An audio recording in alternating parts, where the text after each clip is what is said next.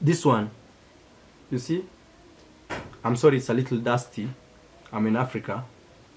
So this one, you can't go with these shoes in a club in Ethiopia. They can't let you in. Things I wish I knew before going to Ethiopia.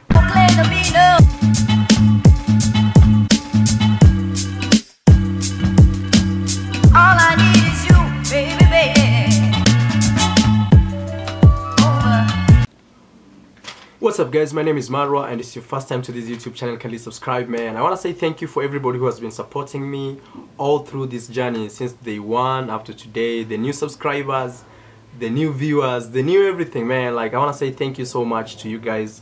And I'm right here in Ethiopia and I want to tell you things that I wish I knew before coming to Ethiopia. These are just like facts. I'm giving you facts about just Ethiopia, facts that I have experienced here, things I wish I knew for me to put in order before coming to Ethiopia. And I was checking through the internet trying to see if there's somebody who tries to explain. I didn't find any good, really good videos, so I was like, man, let me do this video and tell people what not to do in Ethiopia. Okay, yeah. So I have a paper with me here. Actually, I never shoot my videos like this, but I have to use this paper because I need to shoot. I need to tell you many things, and I'm like, man, I wanna just have a paper so that I don't forget anything, you know. I mean, like anything. So please enjoy the video, and if you're new here, please subscribe to my YouTube channel. Share these videos. Check my other videos about Colombia, Cuba, Dominican Republic, East Africa, like Kenya. Many videos, man, like all over the world, even New York. I mean everywhere, even Las Vegas. Yeah, I mean it. So let's start. So number one is before you go to Ethiopia, you have to have a yellow fever card. Yeah. Let me check where my yellow fever card is and I'll show you. It's yellow fever card. So, oh man, I don't know why I put it. Oh, it's right here. So this is the yellow fever card. This is the yellow fever card. You need to have, like, you just need to have this card before you travel to Ethiopia. It's very important, and it's very important when you arrive at the airport, because the number one they will ask you is where you from, and they'll ask you questions like, have you visited Congo before, or are you coming from Congo, or in the recent times have you been to Congo? So like me, I've never been to Congo, so I said no. I don't know why they asked me this. So, and then from there they asked me, okay, present your yellow fever card. Being a Kenyan, I don't need a visa to go to Ethiopia. And actually right now, Ethiopia is the only African country where technically all African countries can go with no visa, technically. All you do is when you arrive there, they'll give you visa on arrival. That is Ethiopia, man. I'm gonna say thank you so much, Ethiopia, for like showing this Africanism, you know, in you, and you just trying to promote the African, like, union. Actually, that's really promoting it directly. Yeah, it's the only African country where technically all African nations can go and get visas on arrival. That's Ethiopia. So they will ask you for this yellow fever card. Remember not to forget it, okay? Number two is the exchange rate. So at the airport, you'll find people trying to exchange money for you, telling you like, hey, change money here. Actually, it's good for you to exchange money at the airport because they give you 30. So it is 30 for $1. I mean 30 Ethiopian currency for $1. But if you go out of the airport and you go to other places, they will try to charge you more. You lose. They will ask you for $1 for 28. So you'll be losing 2 in each dollar. And you can think if you're doing a lot sums of money, then you'll be a loser. I mean, you lose money. That's what I'm trying to say. Not a loser, like technically the other way. So ensure you change money at the airport. Their exchange rate is really better. Like, that was a big surprise to me because most of the time at the airports the exchange rate is bad, but for Ethiopia it's completely the opposite. I was like, wow. Yeah. So ensure you change your money at the airport, not inside the city. Then from the airport, just when you arrive, you need to take a taxi. So the taxis that you should take are yellow taxis. You'll find many different type of taxis around there, even maybe technically Uber. Actually, there's no Uber in Ethiopia. So yeah, so you may say, oh, I will use Uber. There's no Uber in Ethiopia. They have something else. They are a different type of taxi. Yeah, taxi organization, but not Uber. And so you have to pick a yellow taxi. Yellow taxis, they will give you normal prices, cheap prices. Actually, the thing you're seeing right here, this one is Ethiopian flag. So I had to wear it because these are all countries I've been to before, and that's why I'm wearing this. See, like this right here shining, this is Mexico. Yeah, Kenya. We have Colombia. That's like my second home right there. So that being said, remember from the airport you pick the yellow taxis. That's already done. Let's do the next one, which is ensure you understand, like right now Ethiopia is 8 years behind the normal world. Actually, not really the normal world, but this Western calendar. Let me say that. Yeah, those people who use Western calendar, like right now we are in 2019, but in Ethiopia is in 2011. So anytime you're trying to do some transactions, if people tell you maybe some crazy dates you don't understand, you'll be like, what are you trying to say?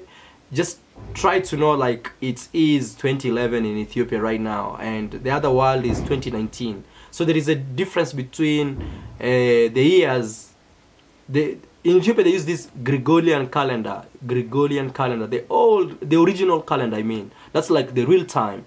But in the Western world, and where people are colonized, like us, for example, I'm from Kenya, so we use the Western world calendar, which is in 2019 as we speak right now. So when you hear people telling you some crazy dates that you don't understand, at least you saw this video and you know, like, wow, yeah, it's 2011 here, it's not 2019. So yeah, it's crazy. Maybe your passport may expire once you arrive in Ethiopia, because it will be like, you know, yeah, the difference. That's what I'm trying to say. Yeah. So also another thing to note is people in Ethiopia speak Amharic. So Amharic is like their native language. This is because Ethiopia has no national language, like let's say English, French, or Italian. That's because Ethiopia was never colonized. There are two countries which were never colonized in Africa. That is Ethiopia and Liberia. So because of that, Ethiopia has no like formal international language. So they use like Amharic, they use Oromo. So yeah, so English, if you speak English, the good thing is you may find out of 4 people, 1 guy speaks English, but not again very good English. You'll find like somehow broken. But again, that does not mean like there's nobody who speaks English in Ethiopia. You might find other people who speak really fluent English. Other people have like gone to international schools or have lived outside. So those people speak like really fluent English. Yeah, let's do another thing is Airbnb, place to stay. So you can find an Airbnb using the app of Airbnb. Actually, checking the link below, I'll be putting my Airbnb link. If you go through that link and you download the Airbnb app and you use it the first time, you'll get a discount of $35. Yeah, $25 to $35 depending how the Airbnb that day will be. But at least you'll find nearly 1 or 2 days free to sleep. That's depending where you are. If you're in New York, that's nothing. But if you're coming to Africa and using that Airbnb link that I've provided down here, you'll get a great discount. Okay, so Airbnb range between 10 USD to 35. Actually, that 35 is the best of the best. Like that's like nearly a 5-star, or let's say basically a 3-star. Yeah, 35 USD, and maybe it's located in a very good place, very nice place, so you'll just be enjoying and enjoying and enjoying. Food in Ethiopia comes very spicy, very spicy. So you have to be very careful when this food comes to you. You have to be very sure, like, to tell the guy who is cooking or the waitress, like, hey, please give me non-spicy food if you don't like spicy food. But technically or normally or basically the food will come when it's spicy. Okay, so be careful.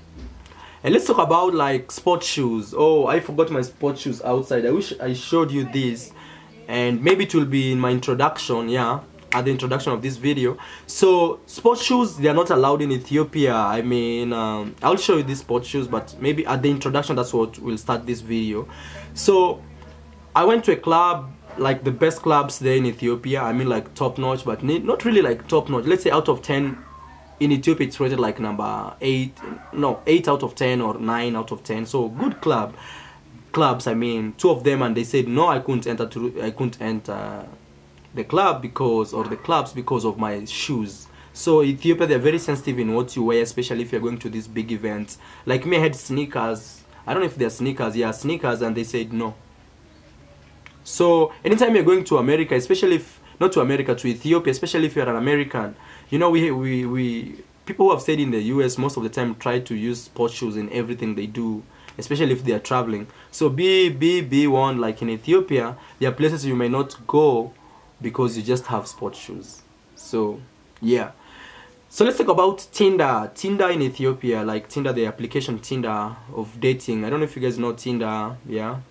So that's one of the easiest way to meet like girls in Ethiopia, and the easy way to find a date in Ethiopia. I really don't see like it's very hard because you can match with many different people, and I saw they are looking for foreign guys. I don't know why, but this has been like everywhere I go. I find like most people, except in the US, most people or most countries, when you're a foreigner, girls tend to like you or try to talk to you or try to be like, hey, I wanna travel with you, I wanna go to your home, take me with you, you know. Yeah. So Tinder in Ethiopia is very effective. So it's one of the easiest way to get laid in Ethiopia. And also, that being said, I'll be showing you videos about nightlife in Ethiopia, midnight Ethiopia. It's really crazy, man. I saw some things that is okay. Let's do the next thing is a place to stay. The area, the best area to stay in Ethiopia is called Bole. Bole area is the best place to stay. It's like an avenue, so you'll find like nice buildings, hotels. Yeah, like me, I'll be making a video about why I stayed in Ethiopia, so ensure you subscribe to my YouTube channel so that you can be seeing those videos coming. Yeah, so the best place to stay in Addis Ababa, Ethiopia. When I'm talking about Ethiopia, I mean Addis Ababa. Basically, that's what like I'm focusing on, so don't be confused. Bole area is the best area to stay. Drinks in Ethiopia probably or mostly they cost between $1.50 to around $5 at most. Yeah, at most $5. Like that's at the best club, at the best hotel. That's from my own experience. So, and remember, sometimes dynamics do change. Maybe when you go, it will be like 2 years from now, so things may be a little different, but not that different at the end of the day. Yeah, so just know like the drinks, and most of the drinks, let's say a normal beer in Ethiopia costs $1.50. That is 50 local currency, Ethiopian local currency, 50. They say bra. I don't know, I don't know, I'm not sure, man. Beer, I don't know. It confuses me. The last thing is dating in Ethiopia. How is dating in Ethiopia? My next video will be about dating in Ethiopia. Ensure you click the subscribe button so that I will be telling you my last point, which is dating in Ethiopia. For now, say bye, and I'll see you in my next one. Ciao. Hit that like button, man. Let's get 1,000 likes for this video, okay? Boom, boom, boom, boom, boom, boom. I love you guys. Bye.